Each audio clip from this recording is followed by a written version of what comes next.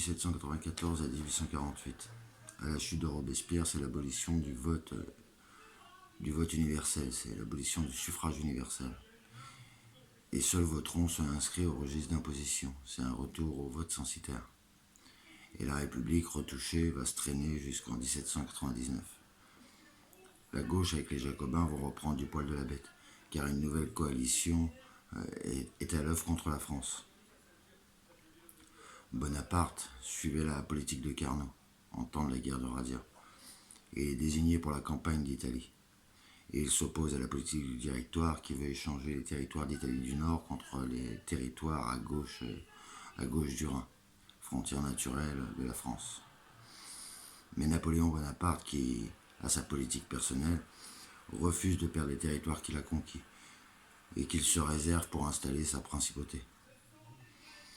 Le Directoire est pris à contre-pied par la paix signée de Campo Fario. Paix qui ne pourra durer, car l'Autriche ne pourra accepter de perdre l'Italie du Nord et ses territoires à l'ouest du Rhin. Bismarck, lui, considérait que les Vosges sont la frontière naturelle de l'Allemagne.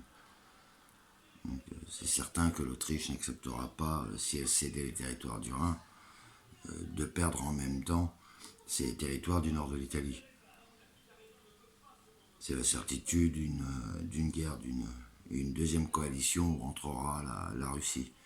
Et en 1799, les frontières de la France sont menacées. Et les Jacobins, qui sont le parti de la résistance, avaient réussi à obtenir une majorité à la Chambre des 500. Et pour trouver de l'argent, ils vont prendre deux mesures, la suppression des délégations et l'impôt progressif. Les délégations, Robespierre avait supprimé les fournisseurs de guerre, qui étaient des escrocs comme l'Espagnol. Les délégations, c'est un droit de priorité sur les rentrées d'impôts. Les fournisseurs pouvaient percevoir eux-mêmes sur les impôts la somme qu'ils estimaient leur être due. Un abus prodigieux qui rappelle les fermiers généraux de l'Ancien Régime. L'impôt progressif, un impôt sur la richesse visible, sur les signes extérieurs de richesse. Madame de Staël dit que les classes aisées sont réduites à la triste condition de ne plus pouvoir étaler les richesses. Plus de beaux attelages, plus de belles réceptions. Et elle est de ceux à Paris qui disent qu'il faut que ça change. 1799, un groupe décide d'en finir. Un Châtellois, Pergaud, et Talleyrand, ministre des Affaires étrangères, sont d'un groupe dans lequel s'adjoint un certain nombre de banquiers. Et il leur faut un général, un sabre. Et plusieurs généraux sont tous disponibles et disposés pour un coup de force. Un directeur du directoire, donc, un banquier, la Révelière Despaux, avait décidé à partir de 1798 qu'un contrôleur financier serait aux côtés de chaque généraux en campagne pour surveiller leurs finances. Les généraux se servaient eux-mêmes grandement sur les pillages pendant ces guerres de razzia. Alors la Révelière avait osé, ce civil, faire arrêter un général français, Championnier, victorieux à Rome et qui faisait des exactions. Les généraux sont excédés que des civils veulent contrôler leur comportement financier. Et le groupe financier, le groupe de banquiers avait donc le choix pour leur coup de force. Il y avait le général Moreau, mais trop hésitant, sera écarté. Le général Joubert, mais qui est tué à Nevers. Et donc les regards se tournent sur Bonaparte, qui s'était lui-même exilé en Égypte pour des raisons troubles occultées de l'histoire officielle. Il entend les plans qui se préparent et il saute sur l'occasion, abandonnant son armée au sort malheureux qui l'attendait. Il revient à toute vitesse, attiré par la pourriture, pour se mettre à disposition de ce groupe qui prépare un renversement, un coup d'État contre la République, qui s'accomplira le 18 Brumaire, le 9 novembre 1799. Il avait remporté sa victoire sur les chambres par l'envoi de ses grenadiers sur ces chambres qu'il saccage, obligeant les députés à s'enfuir par les fenêtres. Et le soir même, les délégations sont rendues aux fournisseurs militaires, ce droit de préemption sur les impôts. Et le 19 novembre, c'est la suppression de l'impôt progressif. Madame de Staël, la fille de Necker, reçoit de ce dernier un message qui lui dit « Je comprends cet enthousiasme que tu as pour le général. » Le général, il n'y en a plus qu'un. Et il y aura maintenant un simulacre de république et les propriétaires retrouveront désormais beaucoup d'avantages. C'est pourquoi Bonaparte-Napoléon sera entouré d'estime des conservateurs. Louis Madelin, qui a écrit beaucoup de livres d'histoire, parlera de 15 ans d'un régime tonifiant apporté à la France. Monsieur Bainville, historien d'Action française, dira, lui, le mérite de Bonaparte-Napoléon est d'avoir fait disparaître la guerre de classe. On va voir comment. Dans ce mythe napoléonien, la reconnaissance des nantis, des gens de bien, des gens établis, va à quelqu'un qui a fait la chasse aux républicains. Suite à l'attentat de la rue Saint-Nicaise, le 25 décembre 1800, attentat pourtant royaliste qui espérait que Bonaparte rétablirait la royauté, et la faute sera portée sur la séquelle de Robespierre et de Babeuf. Et les derniers jacobins seront envoyés exilés, pourrir aux îles Comores, aux Seychelles, seront déportés. Bonaparte pratique une ponction permanente sur la jeunesse française, sur les pauvres. Et le remplacement militaire fait que les riches pouvaient racheter un pauvre pour aller à la guerre se faire tuer à leur place.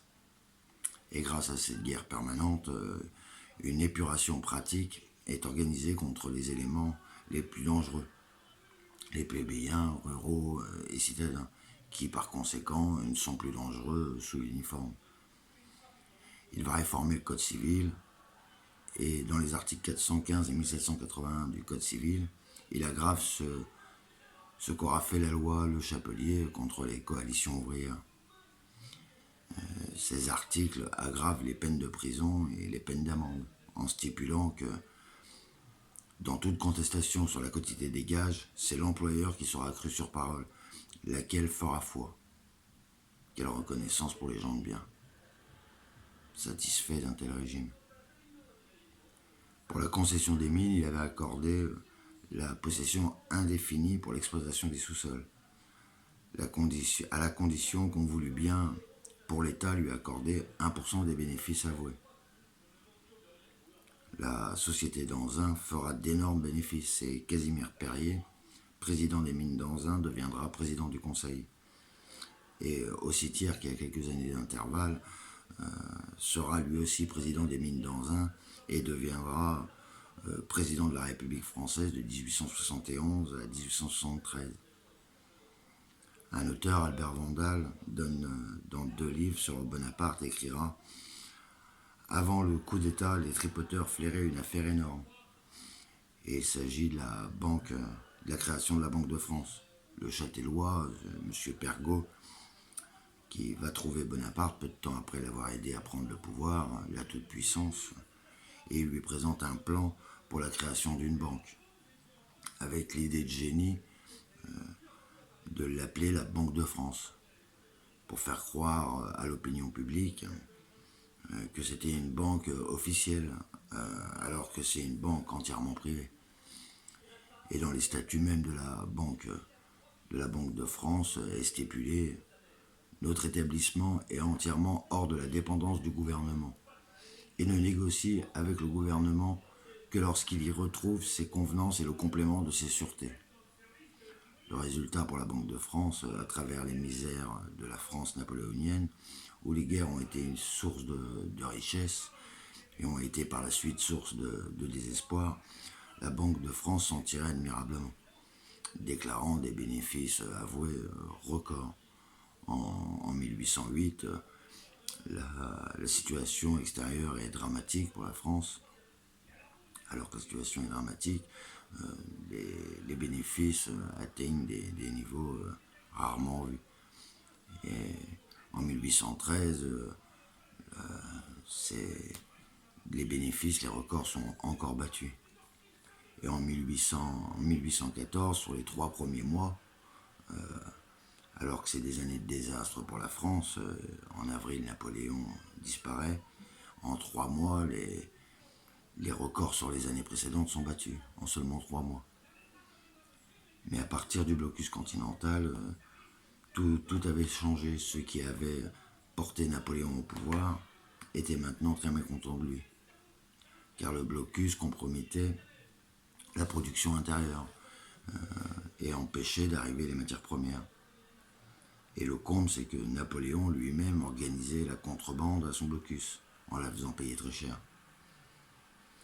Il est perdu dès 1813 lorsque la classe qui l'avait porté au pouvoir, la classe bourgeoise, la classe d'affairistes français, se détache de Napoléon. Et ils se disent qu'il faudrait revenir à une politique comme le régime de 1788. Ils pensent qu'avec Louis XVIII, candidat depuis longtemps, avec lui, on pourra s'arranger. Et en effet, c'est ce qui va se produire. Napoléon chutera et en 1914 impose à la France par son ambition une tentative affreuse qui va valoir à la France de nouveaux massacres et une occupation payante des alliés prussiens. Occupation non prévue en 1814, mais qui en 1815 jusqu'en 1818 sera extrêmement coûteuse. Donc Louis XVIII prend le pouvoir et c'est un retour à 1788, avec tout de même une constitution, une charte octroyée par le roi, pas par la contrainte populaire. Et il dira, mais c'est moi, Louis XVIII, qui par mon bon vouloir, mon libéralisme, qui accepte de limiter mon pouvoir. Limitation en fait nulle, car il a un droit de veto.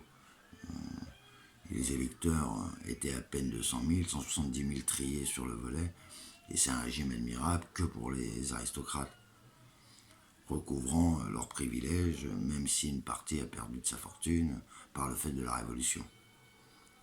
Et pendant la Restauration, 1815-1830, une osmose s'accomplit entre l'aristocratie et la grande bourgeoisie d'affaires, enrichie depuis 1789 et peuplant l'Empire grâce à des mariages.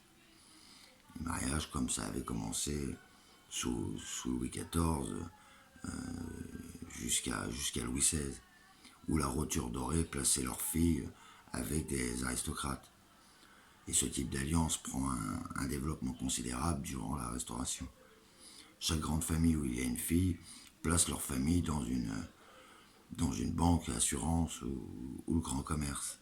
La richesse mobilière et la richesse immobilière s'unifient. Il y a une phrase qui décrit bien où en est l'état social sous la France de Louis XVIII pendant la Restauration, prononcée par un député de Louis XVIII, un auteur qu'on ne peut pas dire subversif, Monsieur Beauséjour, qui le 25 juillet 1822 prononce à la Chambre des représentants cette phrase. La France comprend 500 000 mangeurs et 30 millions de mangés. Ça en dit long. Mais une certaine partie s'irrite que ce soit l'aristocratie qui tient le haut du pavé. Surtout à partir de Charles X, qui en 1824 prend le pouvoir. Cette bourgeoisie bien lotie est tout de même irritée, car ils ne sont pas admis dans les avenues directes du pouvoir. Elle veut refaire ce qu'elle a fait en 1789, quand les grands bourgeois de Paris, qui possédaient la municipalité, s'adressant à la plèbe, disponible pour tout coup de force, car affamés. Charles X, par ses ordonnances de juillet, restreint encore un peu plus son pouvoir, au bénéfice d'un petit clan d'aristocrates. Alors on va faire appel à la plèbe de Paris pour crier liberté. C'est un homme comme Benjamin Constant qui s'était fait une réputation de libéral, mais il faut bien entendre ce que veut dire le libéralisme dans sa pensée. Le libéralisme de Constant et de Madame de Staël signifie que la liberté d'expression est pour ceux qui ont une certaine assise financière, pas pour la plèbe. Ceux qui n'ont rien doivent se taire. Ce sont ceux qui sont chargés de nourrir ceux qui les gouvernent et qui les font travailler.